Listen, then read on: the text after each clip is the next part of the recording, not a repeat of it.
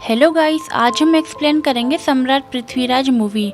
भारत देश वीरों की भूमि है और इस भूमि की वीर गाथाएं पूरे विश्व में प्रचलित है। समय समय पर इन वीर गाथाओं को पर्दे पर लाया गया ताकि नई पीढ़ी इससे प्रेरित हो और वीरों के द्वारा किए गए बलिदान को सदैव स्मरण करे। सम्राट पृथ्वीराज एक फिल्म ही नहीं बल्कि एक महान राजा के जोश, जुनून और संघर्ष की असल कहानी है। चंद्र प्रकाश जी ने इस कहानी में इमोशन, रोमांस और एक्शन का तड़का लगाकर फिल्मी पर्दे के लिहाज से मनोरंजक बनाया है। तो आइए पृथ्वीराज मूवी की स्टोरी क्या है जानते हैं। फिल्म की शुरुआत होती है अफगानिस्तान से, जहां पर सम्राट पृथ्वीराज चौहान को मोहम्मद गोरी ने बंदी बनाकर रखा है और राजा पृथ्वीराज चौहान को सजा भी दी जाएगी। मोहम्मद गोरी बार बार पृथ्वीराज से कहता है कि वो उसके सामने घुटने टेक दे। अगर पृथ्वीराज ऐसा कर देता है तो मोहम्मद गोरी उसे छोड़ देगा, लेकिन पृथ्वीराज हमेशा की तरह घुटने टेक देने से साफ मना कर देता है। इसलिए सजा के तौर पर पृथ्वीराज को शेरों से लड़वाया जाता है, और वो भी उस हालत में जब मोहम्मद गोरी ने पृथ्वीराज के दोनों आंखें निकलवा दी थी। पृथ्वीराज अकल का अमीर और कानों का धनी है और इसी बात का आज उसे जनता के सामने प्रमाण देना था। थोड़ी देर बाद एक शेर को पृथ्वीराज की तरफ छोड़ा जाता है और पृथ्वीराज को उस शेर की आवाज को महसूस करके उसे मारना था। जब शेर पृथ्वीराज के नजदीक आता है तो पृथ्वीराज बड़े आसान तरीके से उसे मार देता है, लेकिन थोड़ी ही देर बाद वहां पर दो शेर आ जाते हैं और उन दोनों शेरों को देखने के बाद जनता को ऐसा लगता है कि पृथ्वीराज चौहान का अब जिंदा रहना नामुमकिन है, लेकिन पृथ्वीराज उन दोनों शेरों को भी बड़े आसान तरीके से मार देता है।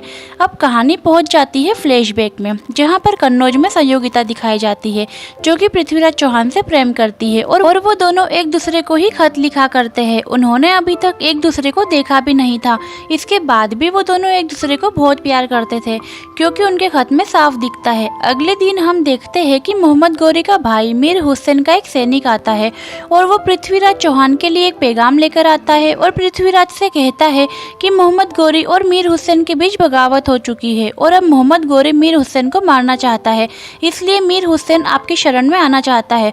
और जब पृथ्वीराज चौहान उस सैनिक से पूछता है कि आखिर उन दोनों भाइयों के बीच में बगावत किस वजह से हुई है, तो पृथ्वीराज चौहान को बताता है कि मोहम्मद गोरी की बीवी को मीर हुसैन ने भगा कर ले गया है। असल में मोहम्मद गोरी की वाइफ एक नाचने वाली थी और मीर हुसैन और वो दोनों ही एक दूसरे से प्यार करते थे, इसीलिए मीर हुसैन को कोई बचा सकता है तो वो सिर्फ आप है। और पृथ्वीराज कोई भी फैसला लेने से पहले अपने सामंतों से जरूर पूछा करता था, और जब वो अपने सामंतों से पूछता है तो पृथ्वीराज के काका पृथ्वी से कहते हैं कि एक नाचने गाने वाले की वजह से तुम सुल्तान से क्यों मिलना चाहते हो, तो सम्राट पृथ्वीराज कहता है कि क्या नाचने गाने वाले की कोई इज्जत नहीं रहती। काका सम्राट से कहते हैं कि वो भूल गया है कि गजनी का मोहम्मद बहुत ही खतरनाक आदमी है। तो पृथ्वीराज कहता है कि मैं नहीं भूला हूँ कि वो किस तरह से गजनी के महमूद ने सोमनाथ के मंदिरों को तोड़ा था और सिद्ध ज्योतिर्लिंग के टुकड़ों को महमूद के मस्जिद के सामने रखा था ताकि आने जाने वाले उस ज्योतिर्लिंग के टुकड़ों के ऊपर से निकल कर जाए और अपने पैरों की धूल को साफ करे। तो काका पृथ्वीराज से कहते हैं कि मीर हुसैन को क्यों शरण देना चाहते हैं, तो सम्राट पृथ्वीराज कहता है कि युद्ध के डर से वो अपना धर्म नहीं छोड़ सकता। शरण में आए हुए की रक्षा करना हिंदू का धर्म है और अपने रक्त की अंतिम बूंद तक मैं अपने धर्म का पालन करूंगा। इसीलिए सारे सामंतों को पृथ्वीराज की बात मानना पड़ती है और अगले ही दिन वो मीर हुसैन को लेने के लिए चले जाते हैं। पृथ्वीराज ने मीर हुसैन को शरण तो दे दी थी, लेकिन सभी जानते हैं कि मोहम्मद गोरी अपने भाई से बदला जरूर लेगा। और अगले ही दिन सम्राट पृथ्वीराज के दरबार में मोहम्मद गोरी का एक सैनिक आता है और वो पृथ्वीराज से कहता है कि मीर हुसैन ने मोहम्मद गोरी की बीवी को भगाने का जुर्म किया है, इसलिए पृथ्वीराज मीर हुसैन को मोहम्मद गोरी के हवाले कर दे और चाहे तो पृथ्वीराज मोहम्मद गोरी की बीवी को अपने पास रख ले।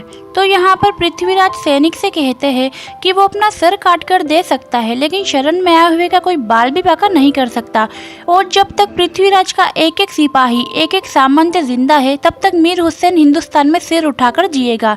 सैनिक यहाँ पर सम्राट पृथ्वीराज को युद्ध की चुनौती दे देता है और सम्राट भी युद्ध के लिए एकदम तैयार हो जाता है। अब आगे युद्ध की तैयारियां होने लगती है और जो युद्ध होने वाला है उस युद्ध को हम तरान युद्ध के नाम से जानते हैं, जैसे कि हमने हिस्ट्री की बुक में कई बार पढ़ा है। मोहम्मद गोरी की एक विशाल सेना थी, इसके बावजूद भी पृथ्वीराज चौहान ने मोहम्मद गोरी को 17 बार युद्ध में हराया था। अब युद्ध शुरू होता है और मोहम्मद गोरी की सेना की तरफ से बहुत सारे तीर सम्राट पृथ्वीराज चौहान की सेना की तरफ चलाए जाते हैं, लेकिन पृथ्वीराज ने इसकी तैयारी पहले से ही कर रखी थी और वो अपने सामने एक विशाल ढाल बना लेते हैं जिससे कि सारे तीर वहीं पर रुक जाते हैं। अब सम्राट इसी ढाल का फायदा उठाकर उन्हीं ढालों के पीछे से बहुत सारे तीर चलाते हैं जो कि मोहम्मद गोरी की सेना को दिख नहीं पाते, और उन्हीं तीरों की मदद से मोहम्मद गोरी की सेना के बहुत सारे सैनिक मारे जाते हैं। पृथ्वीराज अपनी सेना को दोनों तरफ से आक्रमण करने का हुक्म देता है और सेना भी यही करती है। इसके बाद मोहम्मद गोरी की सेना को चारों तरफ से घेर लेते हैं और आखिर में काका मोहम्मद गोरी को उसके हाथी से नीचे गिरा देते हैं और फिर सम्राट और मोहम्मद गोरी के बीच युद्ध होता है। दोनों के बीच में बहुत ही दमदार युद्ध होता है, लेकिन आखिर में सबको पता है कि क्या होने वाला है। पृथ्वीराज चौहान यहाँ मोहम्मद गोरी को हरा देता है और उसे बंदी बना लेता है।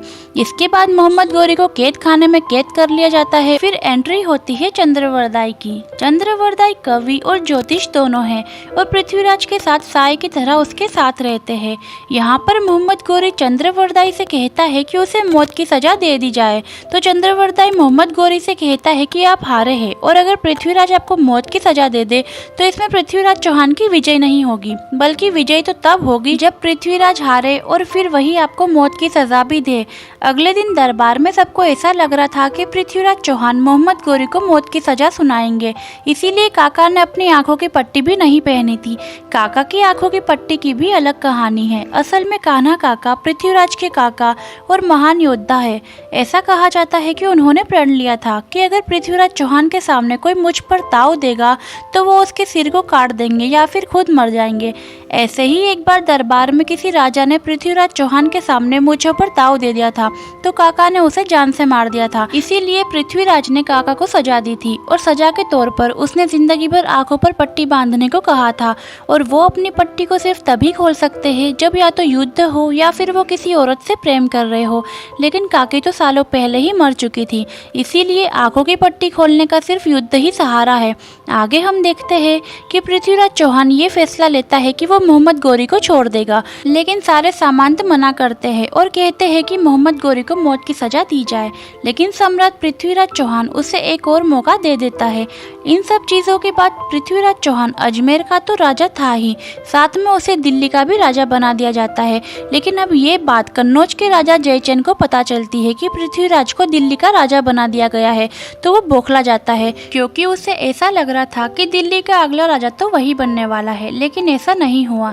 जयचंद की बेटी का नाम संयोगिता है और संयोगिता पृथ्वीराज चौहान से प्रेम करती है, लेकिन ये बात जयचंद को पता नहीं थी, क्योंकि जयचंद को तो सिर्फ दिल्ली चाहिए। अगले दिन में हम देखते हैं कि कन्नौज के राजा का एक सैनिक पृथ्वीराज के दरबार में आता है और वो सैनिक पृथ्वीराज से कहता है कि कन्नौज के राजा जयचंद राजस्वी यज्ञ करने वाले हैं। और यहीं पर हमें राजस्वी यज्ञ के बारे में पता चलता है कि पुराने समय में बड़े बड़े राजा राजस्वी यज्ञ इसीलिए करते थे ताकि वो अपनी सीमाएं बढ़ा सके और छोटे छोटे राजाओं से कर वसूल कर सके। जो राजा कर नहीं देता था वो उनसे युद्ध करके जबरदस्ती कर वसूला जाता था। लेकिन यहाँ पर जयचंद पृथ्वीराज से तो कर वसूल नहीं कर सकता था, इसीलिए जयचंद अपने पैगाम में पृथ्वीराज से आधी दिल्ली चाहता है, और अगर वो आधी दिल्ली नहीं दे सकता है तो वो युद्ध करने के लिए तैयार रहे। तो पृथ्वीराज भी उसे कह देते हैं कि वो उसका निमंत्रण स्वीकार करते हैं, लेकिन युद्ध का। दूसरी तरफ जयचंद यहाँ पर एक और षड्यंत्र बनाता है जिसमें वो उसी यज्ञ में संयोगिता का स्वयंवर कर देगा, और उस स्वयंवर में पृथ्वीराज के सारे दोस्त और दुश्मन शामिल होंगे। लेकिन पृथ्वीराज इस यज्ञ और स्वयंवर में शामिल नहीं हो सकता, क्योंकि उसने जयचंद के निमंत्रण को ठुकराया है, और अगर पृथ्वीराज उसके निमंत्रण को एक्सेप्ट कर लेता तो उसे आधी दिल्ली देना पड़ता। और यहाँ पर संयोगिता जयचंद को बता देती है कि वो सम्राट पृथ्वीराज चौहान से प्रेम करती है और उसी से शादी करेगी, और अगर ऐसा नहीं होता है तो वो उसी यज्ञ में कूदकर जान दे देगी। इसके बाद संयोगिता अपने कमरे में चली जाती है, और साथ में यहाँ पर जयचंद को भी ये बात पता चलती है कि जो इंसान निमंत्रण को अस्वीकार करता है उसे पहले युद्ध में हराना पड़ता है, उसी के बाद यज्ञ हो सकता है। लेकिन इस रीत का भी उनके पास तोड़ था। जिस आदमी ने निमंत्रण अस्वीकार किया हो उसका पुतला बना दिया जाता है। तो यहाँ पर भी वो पृथ्वीराज चौहान का एक सोने का पुतला बना देते हैं और फिर उसे उनके महल के दरवाजे में खड़ा कर दिया जाता है। और ये बात संयोगिता को भी पता चल चुकी थी, जिसके अगले ही दिन स्वयंवर और राजस्वी यज्ञ दोनों ही होने थे। लेकिन संयोगिता यहाँ पर सबके सामने बता देती है कि वो सम्राट पृथ्वीराज चौहान से प्रेम करती है और उसी से शादी करेगी। इसलिए संयोगिता पृथ्वीराज की मूर्ति के पास जाती है और उसे माला पहना देती है, इससे पहले कि जयचंद कुछ कर पाता। हम देखते हैं कि पृथ्वीराज अपने काका और चंद्रवरदाई के साथ वहाँ पर आ रहा होता है। पृथ्वीराज के इस तरह आते हुए देखकर संयोगिता उसे निहारने लगती है, क्योंकि उसने उसे पहली बार देखा था। और पृथ्वीराज के आते ही संयोगिता पृथ्वीराज के घोड़े पर बैठ जाती है और उसके साथ जाने लगती है। पृथ्वीराज को यहाँ पर निमंत्रण तो नहीं मिला था, इसके बावजूद वो यहाँ पर आया, लेकिन वो गलत भी नहीं था, क्योंकि वो अंदर नहीं आया था, उसने बाहर से ही संयोगिता को ले लिया था। पृथ्वीराज संयोगिता को अपने महल में लेकर आ गया था। तो पृथ्वीराज के घर के बुजुर्ग लोग पृथ्वीराज से कहते हैं कि तुमने ये काम बहुत गलत किया। वो चाहते हैं कि वो संयोगिता को जयचंद के पास संयोगिता को सम्मान के साथ वापस छोड़ आए। इसके बाद हम जयचंद से बात करके बाकायदा उसके घर पर बारात लेकर जाएंगे। लेकिन यहाँ पर संयोगिता उस बूढ़े आदमी को ऐसी ऐसी बातें बोलती है कि उनका मुंह बंद कर देती है। अगले दिन पूरे रीति रिवाज के साथ संयोगिता और पृथ्वीराज चौहान की शादी कराई जाती है, जिसमें सभी लोग मौजूद होते हैं और खुश भी होते हैं। साथ ही उसे दरबार में ले जाकर बराबरी का दर्जा भी देता है और अपनी प्रजा की औरतों से कहता है कि वो सीधे संयोगिता को अपनी प्रॉब्लम बता सकती है।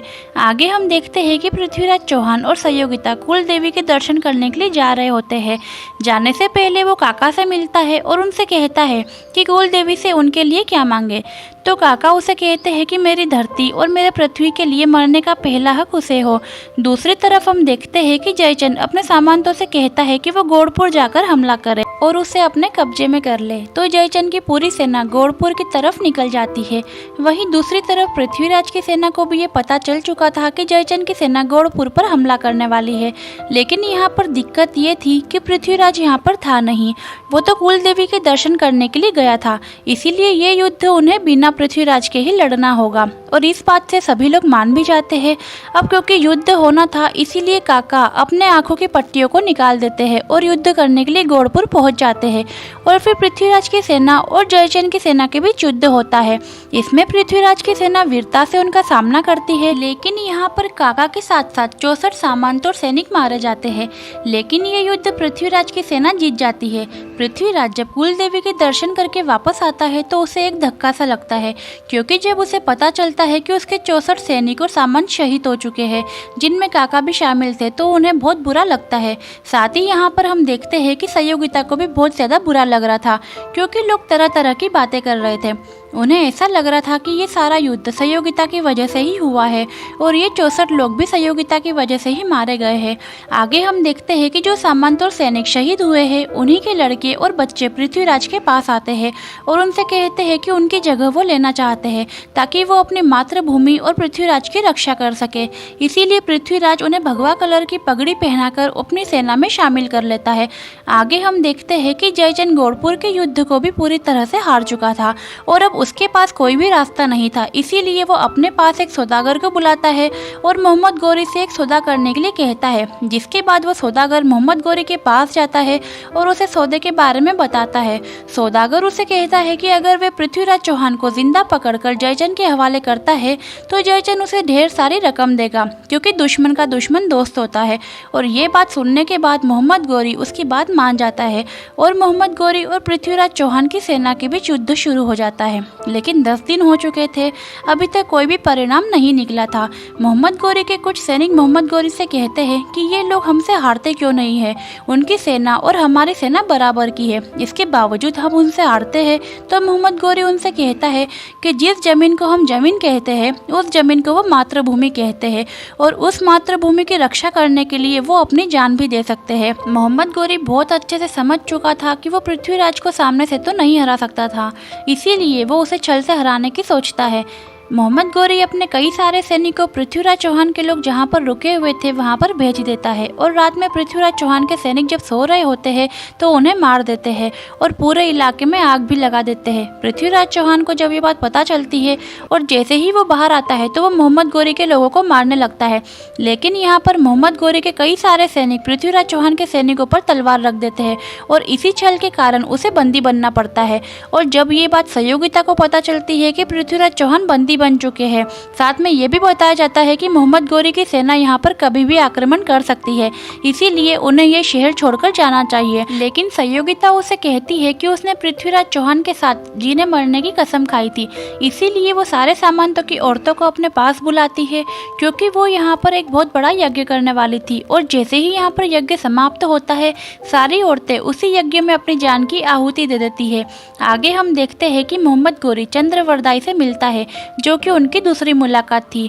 मोहम्मद गौरी चंद्रवरदाई से कहता है कि अब पृथ्वीराज चौहान कुछ भी नहीं कर सकता, क्योंकि अब तो पृथ्वीराज चौहान के पास दोनों आंखें भी नहीं हैं। तो चंद्रवरदाई यहाँ पर मोहम्मद गौरी को बहुत ही सुंदर बात कहता है। वो कहता है कि जुगनियों को गुमान है कि उन्होंने सूरज को कैद कर लिया। जुगनियों को क्या पता कि उनके शहर ने सूरज को उगा ही नहीं है। साथ में चंद्रवरदाई मोहम्मद गौरी से यह भी कहता है कि अभी तक उन्होंने पृथ्वीराज चौहान का शौर्य देखा ही कहाँ है, उन्होंने तो अभी तक सिर्फ उसे धोखे से ही हराया है। साथ में चंद्रवरदाई उसे यह भी कहता है कि सुल्तान के वीर पृथ्वीराज चौहान से पहले चुनौती देकर लड़े, और जब वो उससे लड़े तो उसे आहट करके लड़े। शर्त सिर्फ इतनी है कि जब भी उनका सैनिक उनसे लड़ रहा हो तो वो आहट करे या फिर आवाज देकर लड़े। तो यहाँ पर मोहम्मद गौरी इस बात को मान लेता है और अब पृथ्वीराज चौहान की मैदान में एंट्री होती है तो वहाँ की प्रजा पृथ्वीराज चौहान की जय जयकार करने लगती है, क्योंकि उन्होंने अभी तक ऐसे सूर्यवीर को कभी भी नहीं देखा था। तो अगले दिन पृथ्वीराज चौहान की चुनौती ये थी कि उन्हें धनुष के साथ साथ 7 तीर दिए जाएंगे और उस मैदान में 7 सिपाही होंगे और वो आहट भी करेंगे, और अगर पृथ्वीराज चौहान ने उन 7 सिपाही में से किसी भी एक सिपाही को मार गिराया तो वो खुद तो आजाद होगा, साथ में उनके साथ सारे सिपाही भी आजाद हो जाएंगे। मतलब कि पृथ्वीराज चौहान के पास 7 तीर है। लेकिन पृथ्वीराज चौहान इस चुनौती को ठुकरा देता है और उसे कहता है कि मुझे इतना बड़ा मौका नहीं चाहिए, मुझे तो बस एक मौका चाहिए जिसमें सिर्फ एक मौका होगा और एक ही सिपाही होगा, और वो सिपाही कोई और नहीं बल्कि मोहम्मद गौरी ही होगा। अब मोहम्मद गौरी भी उसके चैलेंज को एक्सेप्ट कर लेता है और मैदान में उतर जाता है अपने घोड़े और भाले के साथ। मोहम्मद गौरी को यहाँ पर ऐसा लग रहा था कि वो पृथ्वीराज चौहान को बहुत ही आसानी से मार देगा, क्योंकि उसकी दोनों आंखें तो थी ही नहीं और वो आहट करके ही उसे मार सकता है।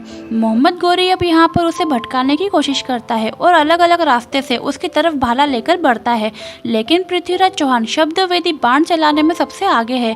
जैसे ही मोहम्मद गौरी पृथ्वीराज चौहान के पास आता है, पृथ्वीराज चौहान उसे एक ही तीर में मौत की घाट उतार देता है और यहाँ पर मोहम्मद गौरी मर जाता है। और जैसे ही चंद्रवरदाई पृथ्वीराज चौहान के पास आता है तो मोहम्मद गौरी के सैनिक पृथ्वीराज चौहान और चंद्रवरदाई को बहुत सारे तीरों से छलनी कर देते हैं और यहाँ पर दोनों ही शहीद हो जाते हैं। अब मोहम्मद गौरी के लोग भी पृथ्वीराज चौहान के वीरता की तारीफ करते हैं और उन्हें भी पृथ्वीराज चौहान के मरने का गम था। इसी के साथ ये मूवी यही खत्म हो जाती है। तो गाइस, कैसी लगी आपको ये कहानी? और कहानी के साथ अगर आपको हमारा एक्सप्लेनेशन अच्छा लगा हो तो हमारे चैनल को लाइक करो, शेयर करो, सब्सक्राइब करो। मिलते हैं नेक्स्ट मूवी में।